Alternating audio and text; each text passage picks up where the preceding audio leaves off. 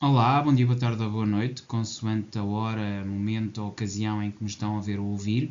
Bem-vindos aqui àquela que é a vossa 10ª lição aqui do programa do Diplomata e Estudante Jurista de Topo, aqui da oficina da Universidade, que já vimos que é uma oficina que anda muito à volta de percebermos as complexidades da vida e do mundo, percebermos que temos culturas diferentes, formas diferentes de estar e que é importante, acima de tudo, ouvir a nossa alma, ouvir a nossa parte autêntica e única, aquela que tem a ver com a nossa essência e não o nosso ego, ou irmos atrás de validação externa ou daquilo que os outros nos querem dizer. E é nesse sentido que eu trago aqui a 10ª lição, que tem a ver com aceder à paixão e ao verdadeiro poder, que no fundo é aquilo que nós pretendemos, é aquilo que nós procuramos e aspiramos, quando verdadeiramente iniciamos esta jornada não só de autoconhecimento, de autotransformação, como também de uma busca de afirmação dessa mesma realidade no mundo. Ou seja, há aqui uma dupla intenção, uma intenção de autoconhecimento, de autovalorização, mas depois há também uma missão, digamos, de chegar ao outro e de fazer agir no mundo aquilo que é a nossa própria essência interior. E isto parte muito também da capacidade de percebermos que nós, enquanto identidade única, temos maneiras diferentes de avalizar as situações e que existe algo que é direito natural e algo que é direito positivo. Existem coisas que são iguais e que terão que ser iguais para todos, de alguma forma, são valores e verdades universais. Algumas delas são absolutamente inegáveis, que em qualquer cultura, em qualquer realidade e perante qualquer ser humano são verdades inolvidáveis, ou seja, que ninguém põe em causa, não é? Portanto, determinado tipo de comportamentos que são certos e errados são em qualquer cultura, a questão dos homicídios, a questão dos roubos, em qualquer cultura isto é condenável, mas depois existem questões que variam, não é? Nomeadamente questões que têm que ver com, muitas vezes, aspectos geográficos, ecológicos, que têm que ver com a natureza das culturas e que esses variam. Dentro de tudo isto, também todos nós temos a nossa própria maneira de ser e estar, e temos coisas nas quais temos que concordar, que fazem parte da sociedade, e outras que têm que ver com a nossa capacidade criativa, que é aquilo que eu trago aqui, não é? No fundo, esta capacidade criativa, ferramentas digitais e exercícios práticos, no fundo, para aceder a essa paixão e poder interno e poder pessoal, no fundo, que eu quero aqui trazer. Então, passando então aqui para o segundo slide. Temos aqui a atitude proativa nas discussões, ou digamos, nos diferendos, ou sempre que temos uma situação de conflitualidade, mesmo que seja uma conflitualidade meramente intelectual, não deixa de ser uma confrontação de ideias. A discussão tem a ver com isso, não estamos aqui a falar propriamente de um conflito, estamos a falar de discussões, de troca de opiniões. Ter sempre uma atividade proativa, não é? Tentar, naquilo que estamos a dizer, a pensar e a fazer, trazer exemplos práticos, levar o outro também a perceber o nosso ponto de vista de uma forma que não seja apenas teórica. Aprender com o confronto de ideias é um aspecto absolutamente essencial, crescer por meio da argumentação e da diplomacia e depois perceber que a paixão que temos e a nossa própria garra interior é absolutamente essencial, não é? E que cria respeito e que a autenticidade e respeito são absolutamente essenciais quando queremos atingir determinado tipo de patamar de à vontade e de conversa com o outro e de chegar ao outro e de alguma forma exprimir melhor as nossas ideias, princípios e valores perante o outro. No fundo, entendermos que é através da paixão e do desenvolvimento da nossa cultura interior que nós podemos ser melhor compreendidos e entendidos até naqueles aspectos que são completamente intrínsecos e nossos e que o outro desconhece. E sobretudo nesses que devemos ter uma maior empenho e paixão. As teorias relacionadas, eu tenho sempre trazido teorias, temos aqui mais uma vez teoria da prática comunicativa, que é de Jürgen Habermas, e é aqui importante, teoria do conflito e transformação, de Carl Jung, a teoria da persuasão, Robert Cialdini. Atenção que Robert Cialdini é um autor que é muito criticado, muitas vezes ligado a determinado tipo de ponto de vista moral, muitas vezes criticável, não é? Mas a verdade é que a teoria da persuasão de Cialdini, que eu aconselho claramente a que conheçam, é bastante importante. Depois, algo que é absolutamente essencial e que foi a base da oficina 3, ou será a base da oficina 3, da oficina da redação, que é a comunicação não violenta de Marshall Rosenberg, que também nos ajuda aqui a desmontar as intenções e verdades por trás daquilo que é a comunicação, e a moralidade social de Lawrence Kohlberg.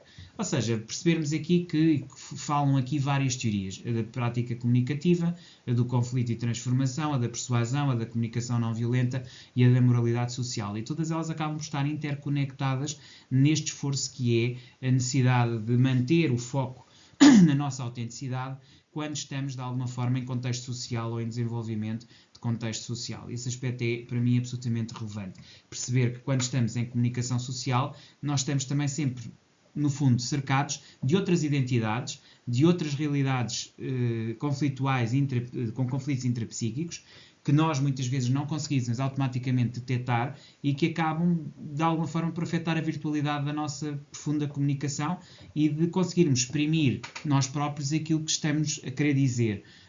Porque muitas vezes deixamos-nos influenciar pelo meio externo. E, portanto, muitas vezes o próprio meio externo acaba por influenciar. Daí ser muito importante uma comunicação não violenta e persuasiva para podermos chegar àquilo que queremos verdadeiramente dizer.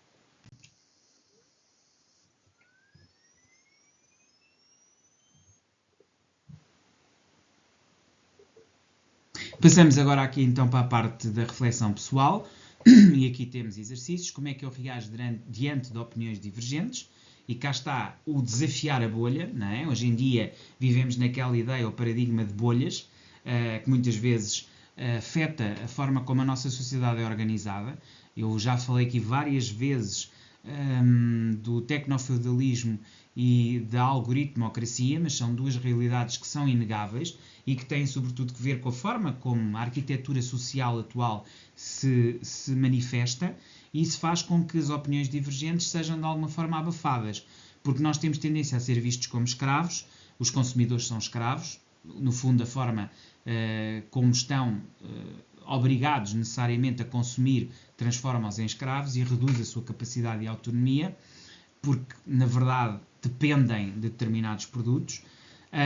E depois, isto associado a uma sociedade digital altamente evoluída, onde o algoritmo também acaba por formatar essa mesma dependência de determinados produtos, tudo isto leva-nos, obviamente, a que as opiniões divergentes não funcionem muito bem em termos de criação das bolhas de consumo, porque se a sociedade é formatada para consumir, as opiniões não podem ser divergentes, porque isso poderá levar a um menor consumo e logo a menores lucros para as empresas que estão por detrás dessas mesmas bolhas.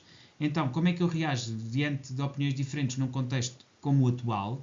Sou flexível para mudar de ideias. Se as minhas discussões são construtivas, depende muito do grau de exposição que eu tenho à sociedade de consumo. E aqui o objetivo é identificar áreas de melhoria na escuta e na argumentação. E aqui é muito uma reflexão pessoal de cada um até que ponto é que está exposto e dependente desta moral social. Depois, prática de argumentação: escolher um tema e debatê-lo respeitosamente. E aqui já temos o exercício de um ponto de vista prático com alguém da vossa confiança. Ouvir, perguntar e ajustar a sua posição. Refletir sobre o aprendizado e as emoções que teve. E aqui o objetivo essencial é desenvolver argumentos e abertura mental. Ou seja, quando está numa discussão, mais do que, falar para, no fundo, sublinhar aquele que é o seu ponto de vista, deve falar para escutar e ouvir o outro. Isto não significa que vá concordar com o outro ou subscrever o ponto de vista dele, mas é essencial que fale e converse, não com a ótica de convencer o outro ou de apenas reagir, mas sim de escutar com autenticidade, ou seja, perceber o ponto de vista do outro. Não significa que fique lá, que vá concordar com ele, mas que tenha a abertura suficiente para dar o espaço ao outro. No fundo, trabalhar o dar espaço. Eu dou espaço ao outro, o outro dá-me espaço a mim, e isto permite depois uma argumentação diferente.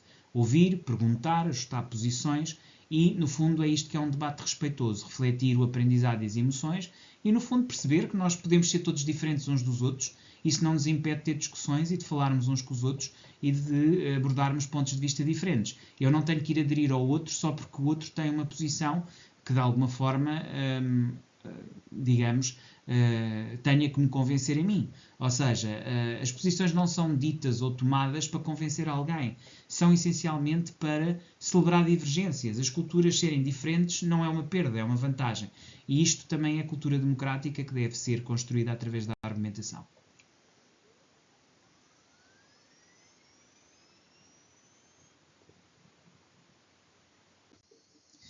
A parte 3, comunicação diplomática, ou seja, evitar julgamentos e manter um tom calmo, e aqui já tem muito a ver com a tonalidade, com a forma como falamos, a velocidade, o modo, a maneira como estruturamos as nossas frases, evitando julgamentos e mantendo o tal tom calmo. Usar frases empáticas e validar emoções. Validar emoções não significa validar posições ou validar ou pura e simplesmente fazer com que o outro se sinta, digamos assim, falsamente aceite. Tem a ver com as emoções, tem a ver com perceber como é que o outro se sente e perceber como o outro se sente deve a mim também deixar-me tranquilo perante essa mesma realidade, portanto usar frases empáticas e validar emoções. O foco é na empatia e no entendimento, portanto evitar julgamentos mantendo tom calmo, usar frases empáticas e validar emoções e fazer um foco na empatia e no entendimento. E aqui o objetivo é promover o respeito e a conexão entre os dois intervenientes nesse mesmo diálogo. E esta é a parte 3, digamos, da comunicação diplomática que eu queria aqui trazer. Depois, autoavaliação e rotina. E aqui tem muito a ver com a continuidade prática deste exercício de diálogo e comunicação e da forma como ele foi feito e trabalhado também do ponto de vista diplomático, mas depois fazer aqui uma autoavaliação e rotina, refletir após 30 dias de prática, perceber como é que após 30 dias de fazer este tipo de conversas, tirar conclusões acerca das mesmas, nós interiorizarmos ou não um conjunto de valores que são importantes para nós, portanto fazer essa reflexão, identificar avanços e definir novos objetivos, criar hábitos em ciclos de 15 dias, aqui os tais 15 dias vezes 3 vezes 2, e que o objetivo essencial é estimular o desenvolvimento contínuo, portanto fazer aqui uma autoavaliação e rotina após 30 dias desta prática de autoconhecimento e conhecimento e diálogo com o outro, que é também diplomática e leva-nos a conhecer diferentes ideias, ideologias e princípios que o outro nos pode trazer. E em conclusão, aquilo que eu queria trazer é a paixão e o verdadeiro poder vêm da escuta, humildade e diplomacia. As discussões saudáveis fortalecem a mente e as relações. E tudo isto deve ser trabalhado de forma a que nós consigamos perceber que quanto mais ouvirmos e percebemos os outros, também mais a nossa paixão e verdadeiro poder acaba por sobressair através de humildade e diplomacia. Porquê? Porque ele vem da minha essência de conhecer o outro e de me dar a conhecer ao outro. E isto faz com que haja discussões saudáveis, fortalecem a mente e as relações. E eu aprendo e transformo de uma forma que parte do meu próprio interior. E este aspecto é muito relevante. Espero que tenham gostado. Voltamos a ver amanhã. Até lá, despeço-me com cordialidade.